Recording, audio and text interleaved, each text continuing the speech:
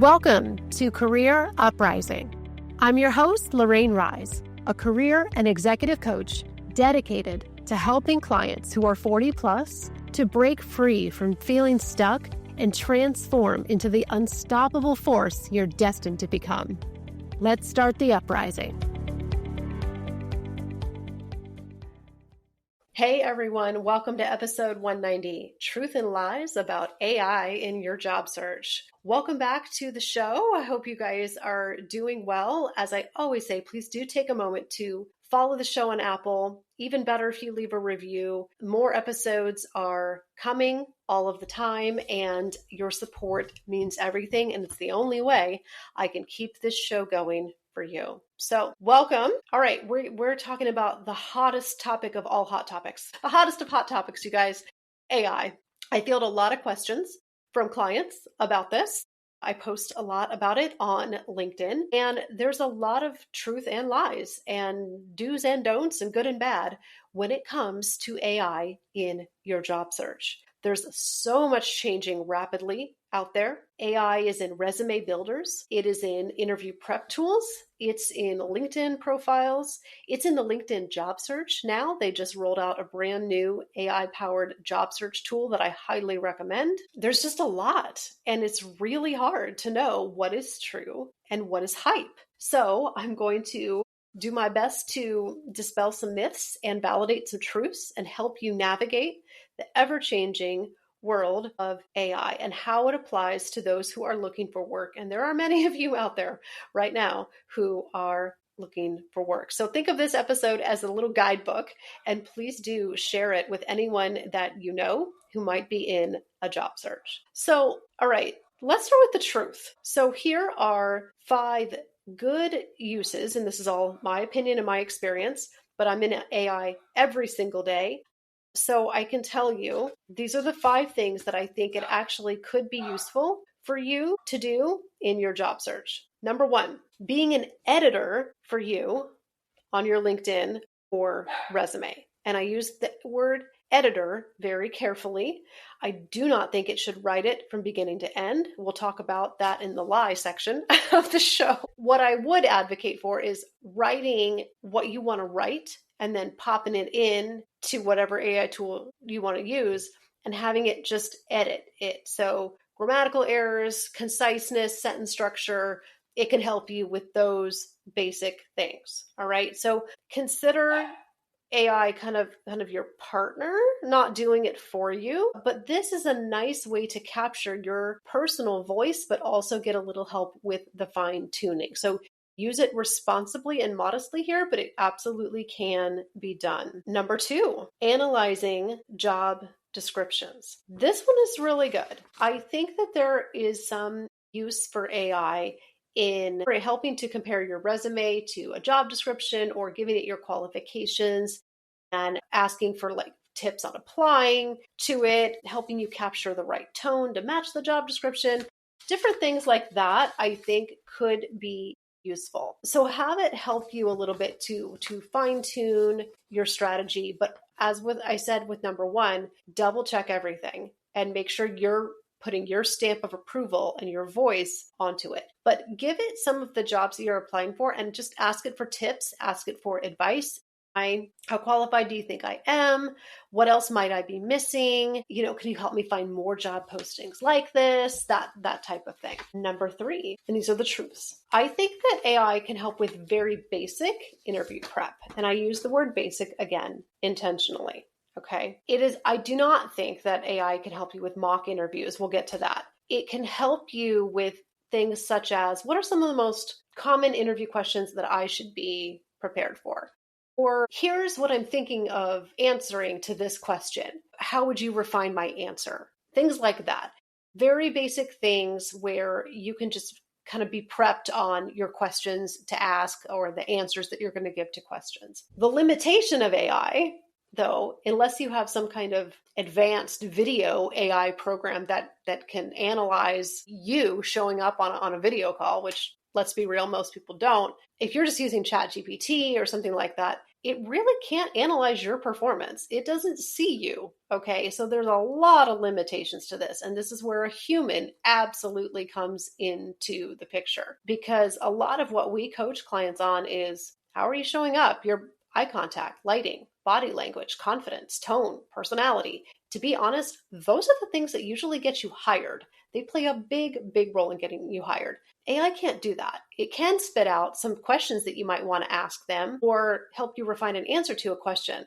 But that's about it for right now. So use it wisely in that regard. Number 4, I think AI is really good at researching companies and trends for you. I love to use Perplexity. That's my favorite one for research. I even have a video tutorial that I made just for clients only on how to use Perplexity to do company research. So that's a benefit of being a Career Uprising client. You get our client library with all the digital resources that we have for clients, including now videos. So I love Perplexity. Help it dig up dirt for you, whether it's dirt or the good stuff. Anytime you are going to be either applying for or definitely interviewing with a company, you need to go in prepared by doing some searches in Perplexity to learn everything you need to know about that company. You can do ChatGPT too, but Perplexity does work a little bit differently, and it's better for deep research on one single subject. I think ChatGPT is great for like little everyday questions and tips and things like that.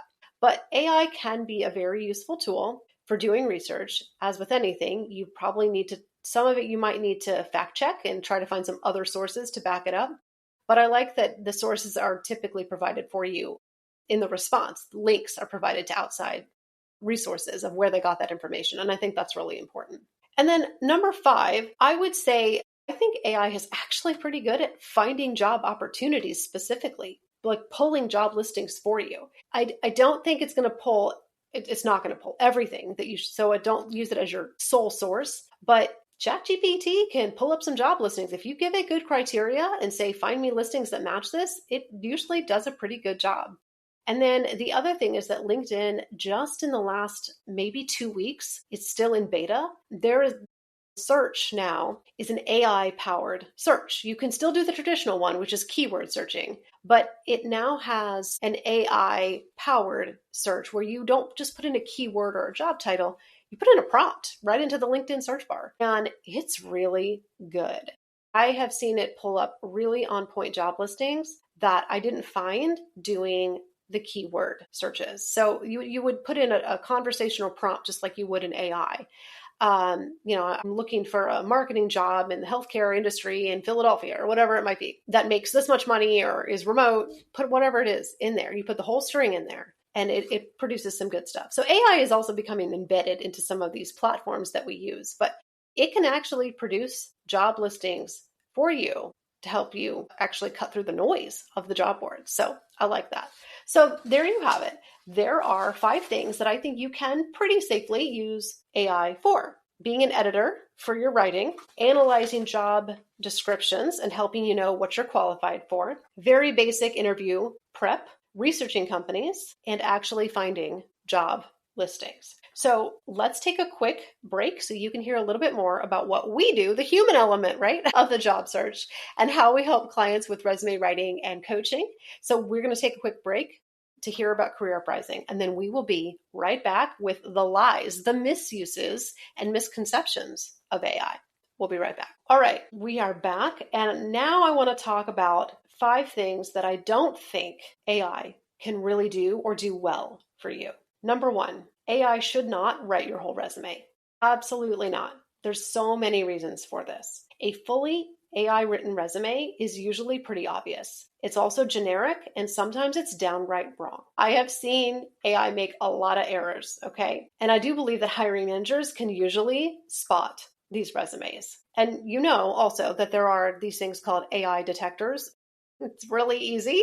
You can go online right now and find one, and it will tell you the percentage and the likelihood that something was written in AI.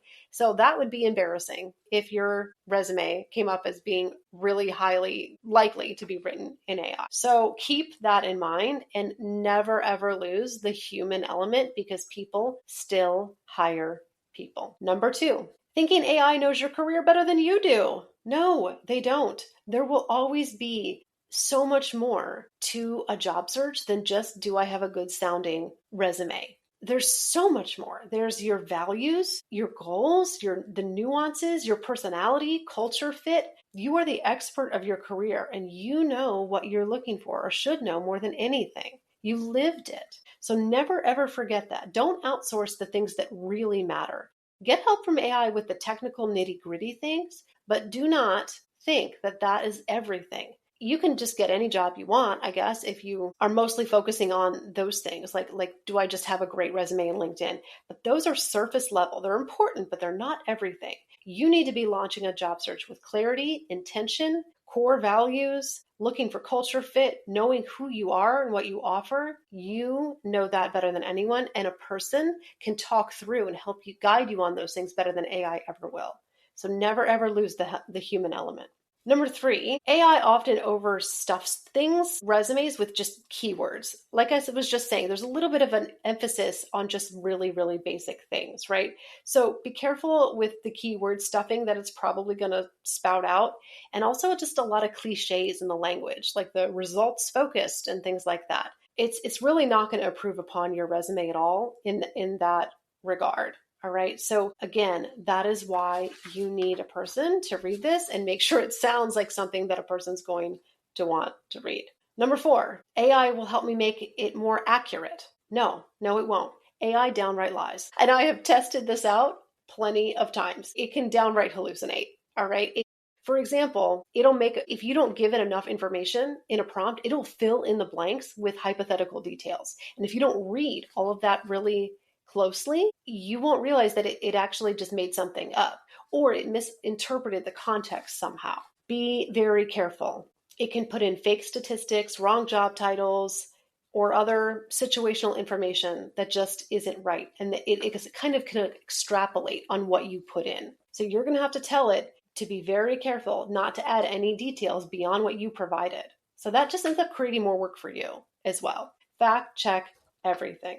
And then number 5, mock interviews. I do not think that AI can fully prep you for interviews. It cannot coach you on how you are appearing and showing up. Soft skills and emotional intelligence. These are the deciding factors in candidates. These things are so important. And AI really can't help you with those things. That's not something that is replaceable. You need a human to tell you, this is how you come across, this is how you sound, this is how you look. All of those things are so important. So I'll recap and wrap it up here with a few little do's and don'ts with AI. All right, do use it as a support tool, but not to do everything for you. Editing is fine, research is fine, but you have ownership of your career. Do double check for accuracy and customization and make sure it's authentic and reflects you. Do treat AI like a GPS. It gives suggestions, it guides you, but you drive the car. Do not over rely on it or let it replace your strategy or your voice. And do not assume that AI will just solve your problems and make you stand out. People still hire people. Use it as a supplementary tool, and that's it. The bottom line is AI is powerful, but it's not magic, and it's not necessarily a shortcut. It can save you time. Absolutely can. It can spark ideas too, but it doesn't replace the work that you have to do. It doesn't replace the value of a human coaching and conversation and perspective and input. It'll never take that away. You still have to network. You still have to do all the things to get hired, but you can do it more efficiently and become, I guess, more strategic and intentional a little bit if you are using it wisely. So here's my challenge to you. Pick a tool. If you're not using it yet, Perplexity, ChatGPT, Claude, Gemini, it doesn't really matter that much. Some of them are better at some things than others. And try it out in one small way.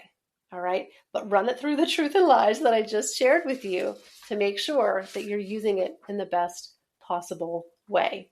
All right. I hope that helps. There's so much information out there. I know it can be very, very overwhelming. We coach clients through this every day. We teach clients in our coaching sessions how to use AI. We partner with you. We give you prompts. We help you interpret it. We help you step by step in a personalized fashion. If you'd love to learn more and work with us, go to careeruprising.com. You can book a call with me personally, And you can even still get a copy of my book, What You Didn't Learn in School, Lessons on Growth, Change, and Living Your Best Life. That's on Amazon and Barnes & Noble. But I would love to connect with you in some fashion. And I'll be back with another new episode very shortly.